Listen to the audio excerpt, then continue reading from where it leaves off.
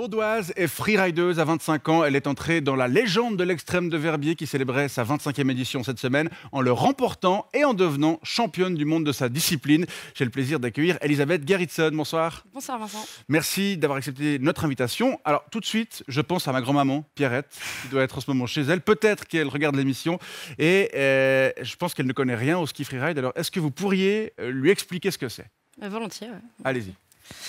Bonsoir Pierrette déjà. Elle est là, elle vous regarde.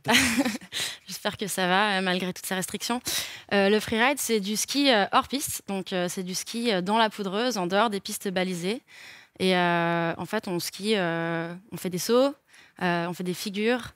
Et parfois, comme moi, on est jugé et on obtient une note et un classement. Voilà. Pour se rendre un peu mieux compte de ce que ça signifie, vous nous avez amené des images de caméras embarquées. C'est vous qui avez fait ces images. Voilà ce que on peut les diffuser maintenant. Voilà ce que vous voyez quand vous descendez une pente. Voilà, ça c'est vous. C'est où ça, par exemple? Alors ça, c'est sur le Mont Gelé à Verbier. Ouais.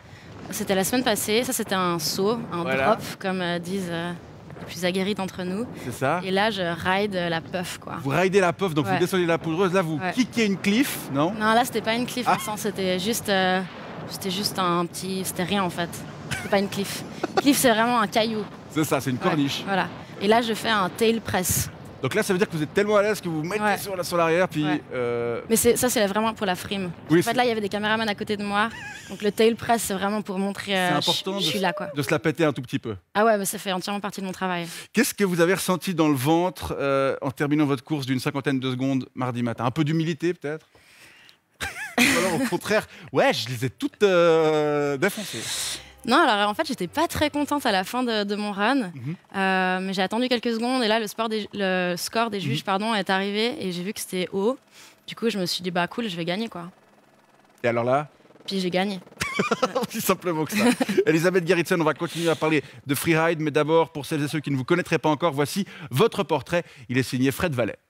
Chère Elisabeth Gerritsen, vous êtes une freerideuse vaudoise et pour vous en ce moment, ça farte. Vous, votre truc, ce sont les pistes sans couleur de difficulté, sans buvette de station et sans arbalète sous les fesses. D'ailleurs, vous le dites vous-même, la poudre, c'est une drogue. Et il faut dire que ça vous réussit depuis votre coup de foudre pour le freeride lorsque vous aviez à peine 2 ou 3 ans. D'ailleurs, vous avez le même âge que l'Extreme de Verbier, 25 ans, et vous lui avez fait sa fête mardi dernier en remportant cette dernière manche du World Tour. Et du même coup, pour la première fois, le titre mondial en maîtrisant du bout des skis ce que vous appelez le monstre qui rend humble, le bec des Rosses. Originaire de Lausanne, mais planté comme un bâton à Verbier depuis quelques années, vous dévalez les pentes pour mieux gravir les podiums. Déjà victorieuse en 2019 chez vous à Verbier, après un roulé-boulé en 2018, vous êtes aujourd'hui la nouvelle star du ski suisse et votre talent n'est pas près de fondre comme neige au soleil. Et malgré des études en relations internationales démarrées à Genève, pour vous, faire le tour du monde en avion pour skier à peine 1 minute 30, c'est une absurdité climatique. Militante environnementale donc, mais aussi féministe. Vous faites partie des rares skieuses à grogner contre le fait que vous ne partez pas de la même hauteur que les hommes à Verbier, et pour que vous puissiez recevoir au moins autant de thunes que vos confrères masculins quand vous gagnez. Dans la vie, quand vous ne sautez pas d'une corniche, vous finissez un master à l'université de Lausanne, vous kiffez le cinoche et le risotto aux asperges, vous vous goinfrez de Kinder Bueno, vous faites des holly flips sur votre balcon et vous jouez au ping-pong et au ukulélé. Et puis, tutoyer les sommets ne vous empêche pas de souffrir carrément du vertige. C'est plutôt cocasse pour une skieuse qui domine de tout en haut une compétition qui demande, mine de rien, une montagne de courage. Voilà. Elisabeth Gerritsen, c'est quoi cette chanson? C'est un joyeux anniversaire au ukulélé? Ouais, une tentative de joyeux anniversaire. Ouais. C'est la chanson la plus facile à apprendre au ukulélé si jamais. Ouais, c'est vrai. Ouais. Le sport est un monde cruel, exigeant et sexiste parfois. La diffusion d'un documentaire choc intitulé « Je ne suis pas une salope, je suis une journaliste » de Marie Portolano a fait beaucoup parler cette semaine. Le film s'intéresse au journalisme sportif. Où en est l'égalité dans le sport et plus particulièrement dans le ski freeride? Ça joue ou ça joue pas? Ça joue mezzo, je dirais. On a obtenu des salaires égaux en 2019, donc relativement tard par rapport à d'autres disciplines sportives. Et voilà, moi, mon combat en ce moment, c'est un peu de pouvoir partir du haut du bec des Rosses. Vous en parliez dans mon portrait. C'est ça, parce qu'en fait, pour que les gens comprennent, jusqu'à l'année passée, ou il y a 2 ans, lors de la dernière édition, le départ était différé. Pourquoi pourquoi les filles partaient de plus bas que les garçons? Alors en fait, on part toujours de plus bas parce que les organisateurs pensent que c'est trop dangereux pour nous de partir depuis tout en haut. Vous avez besoin d'être protégé. Moi, je connais énormément d'hommes qui n'auraient pas du tout le courage de partir de tout en bas ou même de la moitié. Je comprends la position de l'organisation, mais je pense qu'au bout d'un moment, notre sport a beaucoup évolué et particulièrement notre catégorie, les ski femmes et les snowboardeuses également. Et je pense que actuellement, on aurait tout à fait le niveau de partir depuis tout en haut. Et c'est la direction dans laquelle on va et ça va finir par se faire. Il y a du travail. Hein, vous vous positionnez dans le sillage d'Anne-Flore Marxer, qui est championne du monde en 2011 et qui, elle, s'est beaucoup battue pour obtenir justement plus d'égalité. On parlait des mêmes montants. Je crois qu'à partir de maintenant, c'est bon, vous gagnez le même salaire, c'est bon? On est là. Et qu'est-ce qui reste à faire d'un point de vue général? Je pense que de manière générale, il faudrait, et ça touche pas vraiment le World Tour, mais dans l'industrie du ski, ce serait bien de promouvoir en fait aux petites filles juste le sport du freeride ou le freestyle ou le ski de manière générale. Ça reste encore le stigmate du sport dangereux, du sport où on peut se blesser, et on sent encore l'énergie un peu paternaliste attention, ma chérie. sur nous. Ouais, exactement. Votre métier de skieuse vous oblige à vous créer une image et à la vendre. Comment vous appréhendez ce travail public? C'est un petit peu difficile pour moi parce que ça représente un peu une contradiction aussi par rapport à mes idées. Mais en fait, voilà. Pourquoi par rapport à vos idées? J'ai pas très envie de vendre mon image. Vous préférez en fait skier simplement? Ouais, j'aimerais bien juste skier, mais la réalité c'est que j'ai un loyer à payer, donc. Pour ça, il faut de l'argent. Pour ça, il faut gagner des compétitions. Il faut aussi des sponsors. Vous avez reçu des coups de fil depuis mardi matin? Pas encore, mais j'attends. Vraiment, j'attends. Des nouveaux sponsors éventuels. Des coups de fil, on en reçoit ce soir de téléspectateurs tristes qui ont des questions à vous poser. On prend un premier appel. Bonsoir. Oui, bonsoir. Bonsoir. Bonsoir. Bonsoir, c'est Madame Gomez à Saint-Blaise. Bonsoir, Madame. Dans le canton de Neuchâtel. Oui, Saint-Blaise. Oui. Vous avez une question à poser à Elsa. Est-ce que je peux parler? Allez-y. Allô? Oui, bonjour, bonsoir. Bonsoir, mademoiselle Gerritsen. J'ai regardé votre dessin sur Internet et j'ai remarqué que vous aviez des écouteurs dans les oreilles. Est-ce que c'est pour écouter votre coach qui vous dit qu'il l'itinéraire prendre quand il faut tourner à gauche, aller tout droit ou tourner à droite? Non, pas du tout. J'ai pas de coach, madame, si jamais. C'est un sport un peu free, libre, donc c'est pas très institutionnel. Non, c'est pour écouter Mylène Farmer juste avant de commencer ma descente pour me calmer un peu, quoi. C'est toujours du Mylène Farmer? Ouais, toujours. C'est Désenchanté de Mylène Farmer. Mais c'est pas vrai. J'adore Désenchanté. Moi aussi. Allez-y. Voilà. Dans mes pieds. Voilà.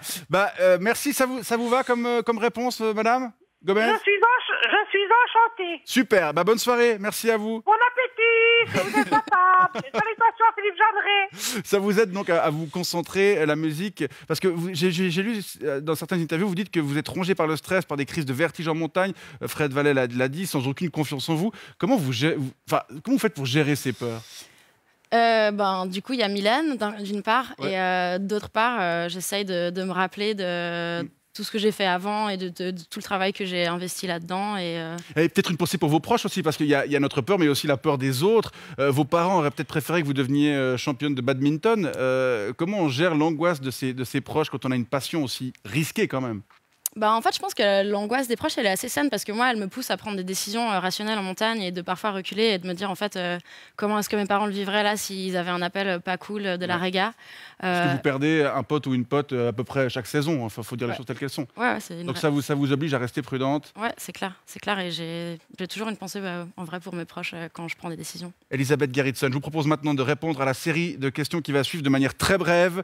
Que par oui ou par non, c'est des questions qui vous seront posées par Fred Vallet et c'est dans cette caméra qu'il va falloir les renvoyer. Vous êtes prête? Je suis prête.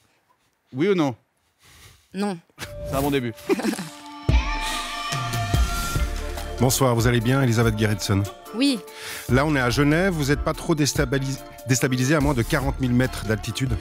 Non. Est-ce que vous vous considérez comme une montagnarde, même si vous n'y êtes pas née? Oui, tout à fait. Vous avez enfin réalisé que vous êtes championne du monde de freeride? Non. Est-ce qu'on vous salue dans la rue depuis votre sacre de mardi? Non. Est-ce que vous arrivez encore à prendre du plaisir en skiant sur une piste bleue le dimanche, en famille, avec une bière à la main? Oui. Est-ce que vos proches ont encore de la peine à considérer votre métier comme un métier? Non. Est-ce que ce sont les victoires qui l'ont permis, ça? Non. L'argent? Oui. Les émissions de télé aussi, un peu? Oui. La montagne, c'est un peu votre espace de coworking, en fait? Non. Les cantines des stations sont fermées, c'est moins drôle comme ça, la montagne, non? Non. Vous aimez vivre et travailler au même endroit ou presque? Oui. Rien à voir. Avouez que ça vous arrive au moins une fois par jour de voir votre nom orthographié n'importe comment, Elisabeth Gerritsen. Oui. C'est le Z qui pose problème, non? Oui. Bah, il y a les 2 R aussi. Hein. Oui. Est-ce que vous avez déjà réservé vos vacances d'été? Non. Est-ce que vous allez avoir des vacances d'été? Oui. Vous allez partir à la mer pour changer un peu? Non. Vous dites ne pas aimer prendre l'avion pour aller aux courses, pour respecter la planète. Il vous arrive encore de le prendre pour le plaisir ou pas? Non. Vous êtes sensible à la cause écologique. C'est pas un peu chelou de croiser que des SUV à Verbier? Oui. Dans un traitement de texte, le mot freeride est encore souligné en rouge. Ça veut dire que c'est encore un sport de niche. Oui. Est-ce que vous rêvez qu'il devienne aussi populaire que le slalom géant ou le bob? Non, pas du tout. Freeride, ça veut dire pratique libre. Votre course est scrutée par un jury, vous êtes chronométré, il y a des règles strictes. La compétition enlève un peu de liberté à votre passion, non? Oui. Est-ce que skier est encore un plaisir dans une course de championnat du monde? Oui. Est-ce qu'il faut avoir l'amour du risque pour se jeter comme ça du bec des rosses? Oui. Est-ce que vous prenez des risques aussi dans la vraie vie de tous les jours? Oui. Il faut avoir été un ou une enfant casse-cou pour faire du freeride? Oui. Hier, la Suva a encore invité les skieurs hors piste à redoubler de prudence à cause des avalanches. Ça vous agace qu'on les considère souvent comme des inconscients? Non. Est-ce que vous pensez avoir été inconsciente de participer à cette émission? Oui. Elisabeth Gerritsen, vous êtes libre. Je vous propose maintenant... ça a été très bien. Ouais, franchement, les questions étaient soft. J'attendais pire. Je m'étais beaucoup préparée. Ah oui, vous êtes prudente, vous l'avez dit. Ouais. Vous êtes prête à tout. Je vous propose maintenant de retourner vers notre standard pour prendre encore 1 ou 2 appels. C'est une téléspectatrice ou un téléspectateur que nous avons en ligne. Allô? Oui. Bonsoir, c'est Jean-Luc Piccinelli à Martigny. Bonsoir, monsieur Piccinelli à Martigny. Je voulais savoir pourquoi les freeriders et les freerideuses se sentent toujours supérieurs aux autres dans les stations de ski. Alors, je pense que les freeriders et les freerideuses, déjà, merci beaucoup d'avoir féminisé le mot, ça me touche, c'est rare. On a beaucoup d'ego, en fait, simplement. Et on a un petit peu... on a un complexe d'infériorité par rapport aux skieurs et skieuses alpins et alpines. Du coup, voilà, je pense que c'est ça. Je suis désolée de vous importuner. Vous l'observez souvent, ça, monsieur Piccinelli? Ben moi, moi, ça fait depuis les années 80 que je skie. Et à l'époque, on était tous égaux, mais avec l'apparition du snowboard et puis maintenant du freeride, il y a comme une caste qui s'est arrogée le sommet de la pyramide du cool. Ouais. Ça me casse un peu les couilles. Ouais, et c'est vrai, vous avez votre attirail qui en jette aussi, hein, ça le fait, vous avez tout le matos, le sac. On a le sac sur le cotson, comme on dit à Verbier. Le sac sur le cotson. En tout cas, moi, je peux vous dire qu'à l'après-ski, j'ai aucune chance s'il y a un groupe de freeriders dans le bistrot. Ouais. Bon, bah écoutez... C'est salaud. Faut peut-être vous y mettre, en fait, simplement, non? Mais non, mais moi, je suis pas victime de la mode, tel est mon nom de code. C'est vrai, vous n'avez pas de mépris pour les gens qui font du carving ou du ski de fond? Ah, pas du tout, je les respecte. Moi, non. Alors, zéro mépris de ma part, en tout cas. Eh ben, c'est pas réciproque. Bonne soirée, monsieur Piccinelli. Merci, bon appétit. Bonne soirée, si on est à table, c'est pas notre cas. On va prendre encore une dernière question, on a le temps pour la route. J'espère que ça suit au standard. Allô? Oui, bonsoir, c'est Père Jacqueline à Sainte-Croix. Bonsoir. Bonsoir. Et puis les avalanches. J'ai pas compris la question. Et puis les avalanches. Oui, les avalanches. Vous dites les avalanches, les accidents. Vous ne pensez pas que c'est un mauvais signal de skier comme ça en dehors des pistes pour les jeunes? Ouais, bah vous avez sûrement raison, je vais y réfléchir. Non, parce que moi, j'aime bien faire de la trottinette sur la bande d'arrêt d'urgence de l'autoroute. Et puis pourtant, j'évite, parce que c'est pour pas donner un mauvais exemple à la jeunesse. Vous feriez bien de prendre de la graine, madame.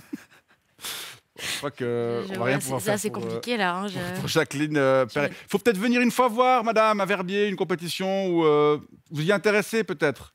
Mais je m'y intéresse, mais j'aimerais quand même savoir ce qu'elle pense de l'exemple qu'elle donne. Enfin, on dit à tout le monde qu'il ne faut pas sortir des pistes, et puis elle donne des médailles d'or et plein de tricks en faisant exactement le contraire. Une rapide réponse. Je suis très entraînée justement pour les avalanches, madame, et c'est quelque chose que je m'entraîne à retrouver des potentielles victimes. Et du coup, voilà, je pense que je fais de mon mieux pour donner le bon exemple. Et limiter les risques. Et limiter les risques au maximum. Mais vous êtes d'accord qu'il ne faut pas que tout le monde vous imite? Non, c'est mieux pas. D'ailleurs, sinon je me ferais moins de thunes. Donc si le moins de personnes possible pouvaient en faire, ce serait top, ouais. Bonne soirée, madame Jacqueline Perret à Sainte-Croix. Mais non, Oui, merci. Salutations à Philippe Jeanneret et Darius Rochebain. Je les aime beaucoup. Entendu, au revoir. Rapidement pour terminer, Elisabeth, maintenant que ce titre de championne du monde est dans vos moufles, qu'est-ce que vous avez prévu pour la fin de saison? J'ai prévu de faire continuer mes études en fait. Ah ouais, donc la saison est terminée. Ouais, plus ou moins. Enfin, je vais continuer à skier, mais je vais me remettre un petit peu dans les cours là. Bon, on vous souhaite tout le meilleur pour la suite. Merci beaucoup d'avoir accepté notre invitation et à très bientôt.